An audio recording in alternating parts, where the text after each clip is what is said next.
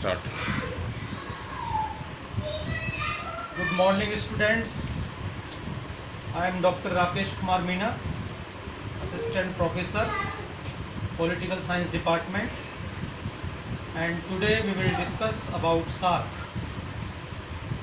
It's for MA, second semester, and it's a 8th paper, International Relations, Structure and Process.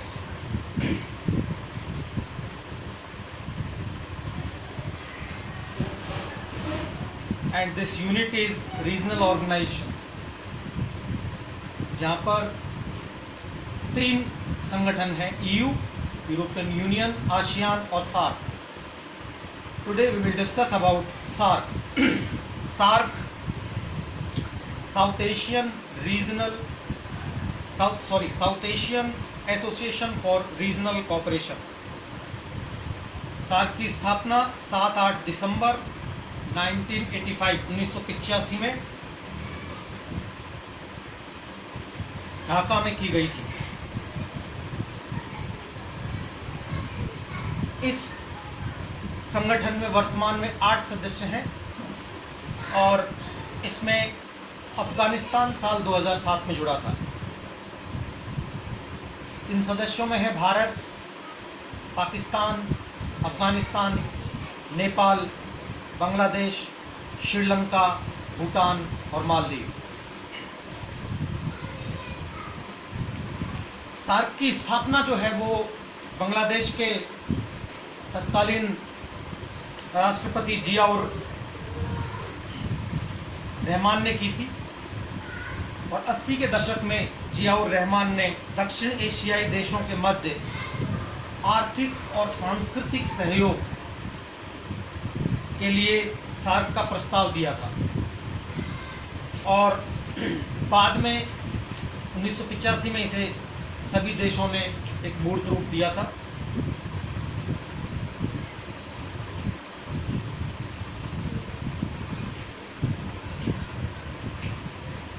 और हम देखते हैं कि विश्व में बहुत सारे क्षेत्रीय संगठन हैं जो आपस में सहयोग के द्वारा अपना अपना विकास करते हैं. इसमें क्षेत्रीय सहयोग के विशाल संसाधनों और संभावनाओं की ओर संकेत किया गया था जो जियाउर रहमान ने प्रस्ताव दिया.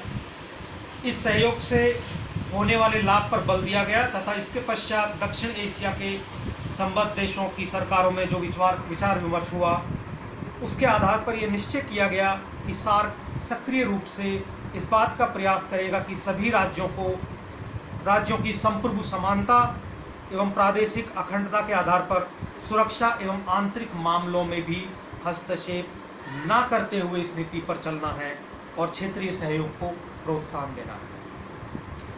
यह अपेक्षा की गई थी उस समय कि क्षेत्रीय सहयोग का विकास आर्थिक, सामाजिक और सांस्कृतिक क्षेत्रों में होगा.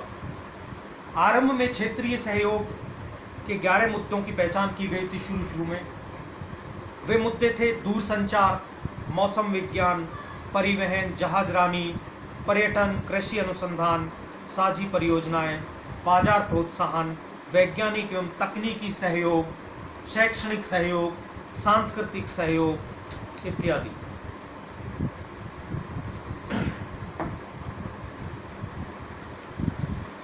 दक्षिण एशिया जो क्षेत्र है काफ़ी जनसंख्या के हिसाब से काफ़ी बड़ा है और इसमें भारत सबसे बड़ा देश है. दक्षिण एशिया में वर्तमान में लगभग 2.25 अरब लोग रहते हैं और इस दृष्टि से ये विश्व का सबसे बड़ा जनसंख्या की दृष्टि से सबसे बड़ा क्षेत्रीय संगठन है. इसका मुख्यालय काठमांडू, नेपाल में है और सार्क का जो चार्टर है, संविधान है, उसमें कुल 10 धाराएं हैं. इसमें पहले अनुच्छेद में इसके उद्देश्य बताए गए हैं, दूसरे अनुच्छेद में सिद्धांत, तीसरे अनुच्छेद में शिखर सम्मेलनों के बारे में विवरण है, चौथे में मंत्री परिषद जिसमें सभी देशों के विदेश मंत्री शामिल हैं, पांचवा स्थायी समिति, छठा तकनीकी समिति, सातवां कार्यकारी समिति और आठवां सचिवालय. सेक्रेटरीट की भी बात करते हैं। अब हम सार्क के वित्तीय प्रावधान की बात करें कि जो इसका सेक्रेटरीट है, सचिवालय है, जिसमें सारी बैठकें होती हैं और बैठकें संचालित की जाती हैं, उसमें फाइनेंशियल शेयरिंग कितना है, इनका वित्तीय साझेदारी कितनी है।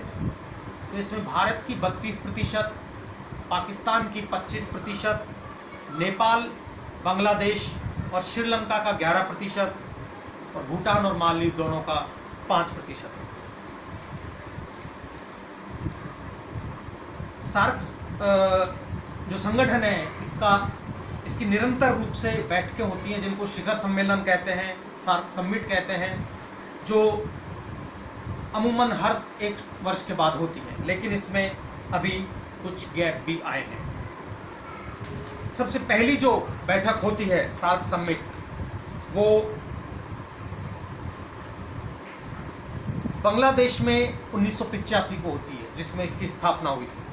उसके बाद दूसरी बैठक जो होती है 1986 में भारत में बेंगलोर में होती है, फिर 87 में काठमांडू नेपाल में होती है, फिर 1988 में इस्लामाबाद में होती है, फिर 1990 में 1990 में ये बैठक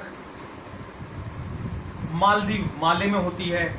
उसके बाद 1991 में कोलंबो में, 1993 में ढाका में, 1995 में नई दिल्ली में, 1997 में मालदीव में दोबारा होती है, 1998 में कोलंबो में होती है श्रीलंका में, 2002 में काठमांडू नेपाल में होती है, 2004 में इस्लामाबाद में होती है, 2005 में ढाका में, 2007 में नई दिल्ली में और 2008 में 15वां जो शिखर सम्मेलन होता है वो कोलंबो में होता है। और उसके बाद 16वां शिखर सम्मेलन भूटान में होता है 2010 में, 17वां शिखर सम्मेलन सार्क का मालदीव में होता है 2011 में और 18वां नेपाल में होता है 2014 में। उसके बाद 19वां शिखर सम्मेलन जो था सार्क का, वो पाकिस्तान इस्लामाबाद में प्रस्तावित था, जो कि नवंबर 2016 में होना था, लेकिन पाकिस्तान द्वारा उरी हमले के बाद, जो भारत पर किया गया उरी हमला, उसके बाद इसको पोस्टपोन कर दिया गया, स्थगित कर दिया गया। तो ये इसके शिखर सम्मेलन की बैठकें थी, जिनमें सभी देशों के राष्ट्रीय अध्यक्ष पूरे क्षेत्र में आर्थिक, सामाजिक, सांस्कृतिक और जो इसके उद्देश्य बताए गए क्षेत्रीय सहयोग के, उन पर चर्चा करते हैं, जिसमें हर बार नए नए मुद्दे आते हैं, नए नए मुद्दे जुड़ते हैं, जिसमें तकनीकी सहयोग, जिसमें आपदा प्रबंधन की बात होती है, क्योंकि सुनामी और अर्थक्वेक जैसे मुद्दों पर भी वो चाहते हैं कि पूरे क्षेत्र में एक सहयोग हो, आपस में एक कोऑपरेशन हो। तो इस प्रकार से हर बार, चाहे वो खाद्य सुरक्षा की बात हो, चाहे वो आतंकवाद की बात हो, इस प्रकार के मुद्दे इन बैठकों में निरंतर उठते रहे हैं। सार्क की जो सबसे महत्वपूर्ण उपलब्धि जो मानी जाती है वो है साफ्टा और साफ्टा। साफ्टा जो है वो 1995 में शुरू हुई, south Asian preferential trade arrangement, SAFTA, और ये इसकी सबसे महत्वपूर्ण उपलब्धि मानी जाती रही है। और इनमें साफ्टा जो है, जो 1995 में लागू हुआ, साफ्टा में लागू होने से सार्क देशों के मध्य उदार व्यापार व्यवस्था लागू की गई और इस क्षेत्र में मुक्त व्यापार व्यवस्था को बढ़ावा देने के लिए पहल की गई। इसके बाद 1 जनवरी 2006 से SAFTA, south Asian free trade area, भी इस क्षेत्र में लाया गया, जिससे कि निर्बाध रूप से इन क्षेत्रीय देशों के मध्य व्यापार हो सके। अब हम बात करेंगे कि सार्क की भूमिका और मूल्यांकन, सार्क का रोल क्या है। सार्क को जब 1985 में बनाया गया, तब ये माना गया था कि सार्क के माध्यम से, जिस प्रकार से अन्य संगठन है, यूरोपियन यूनियन या आसियान, उन्हीं की तरह इससे पूरे क्षेत्र में एक इकोनॉमिक डेवलपमेंट होगा, आपसी कॉपरेशन बढ़ेगा, कनेक्टिविटी बढ़ेगी, लोग जो कॉमन जो प्रॉब्लम्स हैं उनको शेयर करेंगे, टेक्नोलॉजी का हस्तांतरण होगा, एजुकेशन के फील्ड में कॉपरेशन बढ़ेगा। इस प्रकार का एक बहुत ही अच्छा ऑब्जेक्टिव